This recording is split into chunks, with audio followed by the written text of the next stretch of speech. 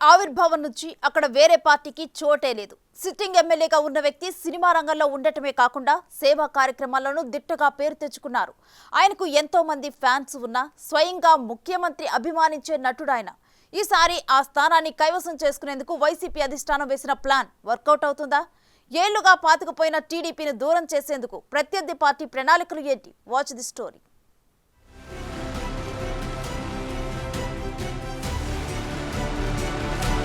హిందూపురం టీడీపీకి మొదటి నుంచి కంచుకోట.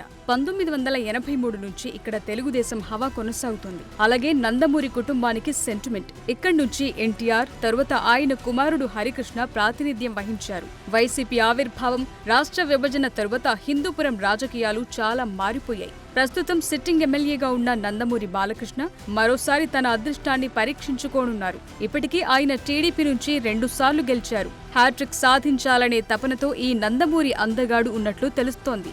హిందూపురంలో వైఎస్ఆర్సీపీ 2014-2019లో అభ్యర్థుల్ని మార్చినా ఫలితం దక్కలేదు. వైసీపీ ఇన్ఛార్జిగా ఉన్న ఇక్బాల్పై సొంత పార్టీలోనే అసమ్మతి రేగింది. ఇంతలో చౌలూరు రామకృష్ణారెడ్డి హత్య రాజకీయంగా తీవ్ర దుమారం రేపింది. ఈ పరిణామాలతో వైసీపీ ప్లాన్ మార్చేసింది. ఈసారి మహిళా నేతను బరిలోకి దింపింది. హిందూపురం వైసీపీ అభ్యర్థిగా దీపికను జగన్ ప్రకటించారు. అంతా సద్దుమణిగింది అనుకున్న సమయంలో అసలు కథ మొదలైంది.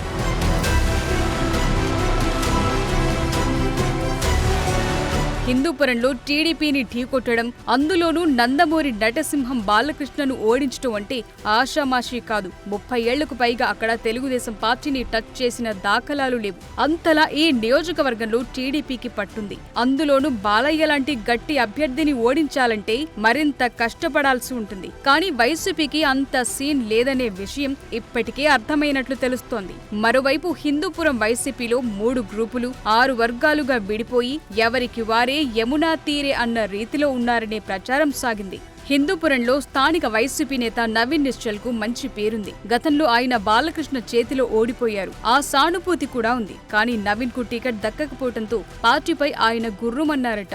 ఏదో రకంగా నవీన్ ను వైసీపీ అధిష్టానం బతిమాలి దారిలోకి తెచ్చుకుందట. మరో నేత దివంగత చౌలూరు రామకృష్ణారెడ్డి వర్గం కూడా జగన్ తీరుపై ఆగ్రహంతో ఉన్నట్టు తెలుస్తోంది. ఆయన చెల్లెలు టికెట్ కోసం ఓ రేంజ్ లో పోరాడి సైలెంట్ అయిపోయారు. వారు కూడా ఫ్యాన్ పార్టీ కోసం పెద్దగా పనిచేయలేదనే వాదనలున్నాయి.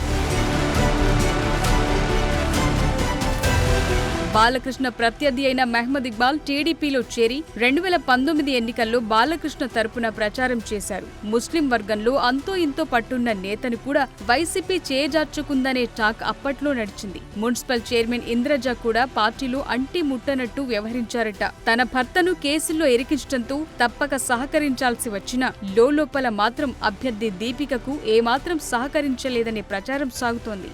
నందమూరి బాలకృష్ణను ఓడించాలంటే పార్టీ మొత్తం కష్టపడి ఒక తాటిపై పనిచేయాలని అధిష్టానం నచ్చచెప్పినా క్షేత్రస్థాయిలో అలాంటి పరిస్థితులు లేవని తెలుస్తోంది. హిందూపురంలో ఎవరికి వారి అన్నట్లు వైసీపీ నేతలు ఉండటంతో గెలుపు ఎలా అనే భావనలో ఫ్యాన్ పార్టీ శ్రేణులు ఉన్నారని సమాచారం. తెలుగుదేశం ఆవిర్భావం తరువాత 3 సార్లు గెలిచిన ఎన్టీఆర్ హిందూపురంలో అనేక పరిశ్రమలు తీసుకొచ్చి అభివృద్ధి చేశారు. ఎన్టీఆర్ తనయుడు బాలయ్య కూడా 560 కోట్ల ఖర్చుతో 120 కిలోమీటర్లు పైప్లైన్ వేసి జీడిపల్లి రిజర్వాయర్ నుంచి తాగునీరు తీసుకొచ్చారు. అదే 2019 ఎన్నికల్లో బాలకృష్ణ విజయానికి దోహదం చేసిందని రాజకీయ నిపుణుల మాట.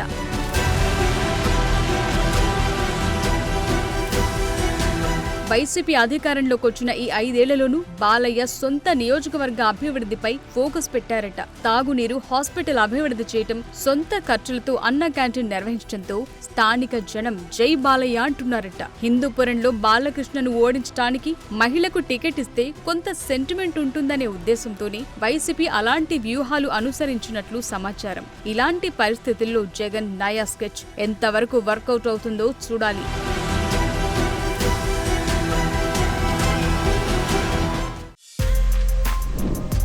For more videos like this, subscribe Big TV channel.